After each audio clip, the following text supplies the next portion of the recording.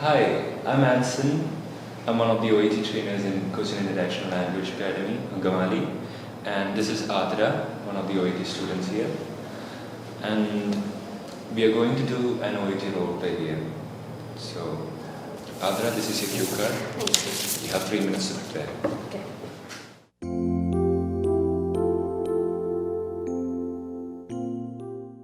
Good morning. Morning.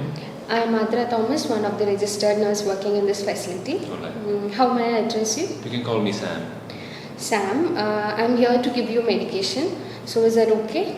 That seems fine. Yeah. Thank you. Your doctor has prescribed warfarin for you, and it is an injection to be given for you. Alright. And have you heard about this medication before? Well, I have actually, and it's a bit concerned. I'm a bit concerned about the same because my father used to take it and he used to have nosebleeds. So, Okay. I can understand you are being so tensed about this thing, but you don't have to be worried about it. I can give you much detail about these things. But before giving you the injection, I would like to get you some medical history regarding your condition. alright. Okay. So, are you taking any other medications for diseases like hypertension or diabetes? Well, I have neither of the diseases that you just mentioned, but I do have arthritis for which Okay. I'm taking some herbal supplements. But besides that, I don't take anything else. Okay. Yeah. So, as you told, you are taking herbal supplements just for your arthritis, That is no true. other medication. Yes. Okay. And are you allergic to any other medications? Not that I'm aware of, no. Okay. Yeah. And as you said so far, you are taking medications just for your arthritis, and you are not allergic to any medications. That's it. Is That's that it, right? yes. Okay. And now I'm about to give you the medication. That is the injection warfarin. And in the starting, we would like to give you as in the injection form to get it working so quickly into you. And after that, we can take it in a tablet form for a period of 4 weeks. So is that okay with you? Well, like I mentioned before, I'm a bit apprehensive when it comes to such injections because my father used to have nosebleeds.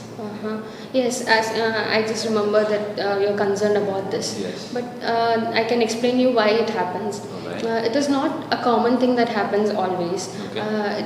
It is just one of the side effects.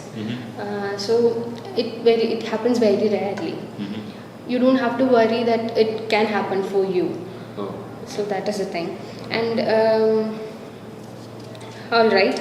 And there are some side effects for warfarin. That is, as you said, your father is having nosebleeds.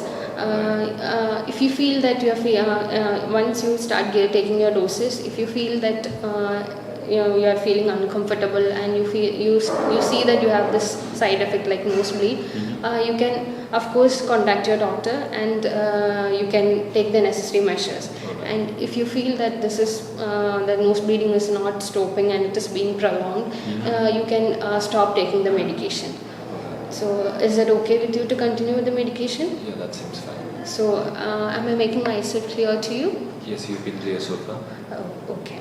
And there are some things that you need to take a note that when you start taking the medications. Alright. So first, you should take it on time in every day. You should not miss the time. Like it should be if you are taking on a day for 9 o'clock, the same should happen for in the next days. Alright. And moreover, you should avoid taking vitamin K rich diets. Because it can cause difference in the effect of medication. Okay, I'm a bit concerned about the same because I'm not really sure which foods contain such vitamin K. Yeah, I can. Which food items? Yeah, that's right. But I can give you a patient information leaflet form, which would help you more to know about the diet plan that you need to manage. Alright. So, is that fine for you? Yeah, that seems fine. Okay. And do you have any further concerns regarding this condition? Yes, I do. Well, regarding warfarin, I believe I mentioned that I've been taking some herbal supplements. So, would that be an issue? Yeah, as you said, that is something that you need to take an advice from the doctor. Alright. So, of course, I will put your concern to the doctor and let me know whether it is advisable for you to continue with the medication. Okay. Because there are chances to have medication. When we take such medication, there are chances for some contraindications. There will be the adverse effects for the medication which you take. So, as I know, I would like to contact with your doctor and I will give you a clear idea whether you need to take the medication or not. Alright. So, if that's fine for you, That would be lovely. Okay. So, of course, I'll help you out with this. And do you have any other further concerns? No, I'm good. Thank you. So, thank you for spending this time. And if you have any further queries regarding this, please do not hesitate to contact me. Thank you. Thank you. Okay, now I'm gonna give a feedback session for the role play we just had. So, Adra, I really like the way you conducted the role play. You were the facilitator, and I like the way you gathered information and you gave information. That was very well done. And well, the intonation that you used for question formations, that is especially the close questions, you had used pricing intonation for the same. That came naturally to you. You didn't have to take an effort to do the same. And well, you had used some positive words like of course. I think you had used it 3 or 4 times.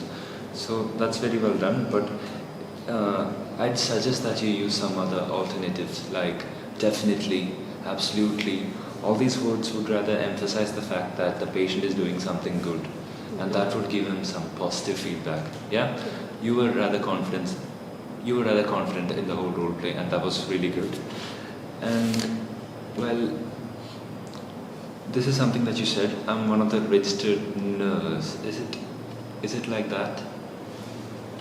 I'm one of the registered nurses. Yes, one of the Registered nurses. exactly Yeah. one among the group. So that's one of the things. And you had used reiteration quite well. Well, basically, I had mentioned some things, and you made sure that what you heard is right. You asked if it is right, and that's good. And at the same time, okay, this is something that you said, and you have to correct me. Yeah, I can explain you regarding something.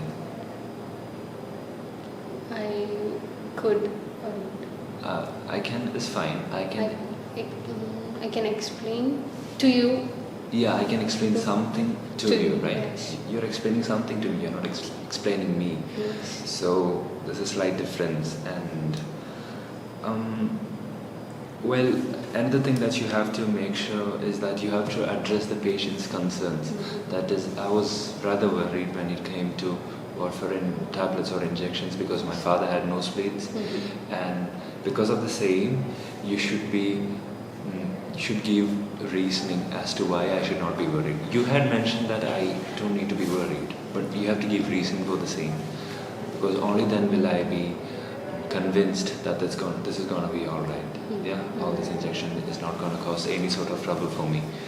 And yeah, I really like the way you summed up towards the end. You gave a proper conclusion, and that was very well done.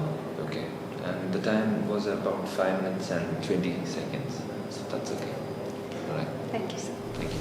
Okay, we just completed our role play, and now I'm going to discuss one of the most important things that I noticed while she was conveying her ideas and everything. So that is regarding the language that you should use. Well, the language that a nurse uses should be very polite. That is, it should include rounded sentences. It should include well-rounded sentences and indirect questions rather than direct questions. That is, instead of asking a person, "What is your name?" you could ask him, "Would you mind telling me what your name is?" This is just an example. So similarly, ask such indirect questions. That would be very useful because that is rather polite. And that is expected from a very well-trained nurse. And well, And to sound more natural, you can use positive words like definitely, absolutely, certainly, of course. All these words actually give a certain positive impact to the patient who is sitting in front of you. So do use those words. And my suggestion would be, when you do give information, ask permission before you do that. That is, would it be okay with you if I use such sentences? And always ask for permission before you give information, before you ask some questions, before you ask them personal questions like regarding his or her medical history, maybe his or her sensitive topics like sexual life and everything. So before you ask such questions, make sure that you ask for permission. So I had just discussed about the language that you should use. That is, it should be polite, it should be patient-oriented, and employ indirect questions and indirect sentences rather than just putting it out there. So that is regarding the language that you should use. Thank you.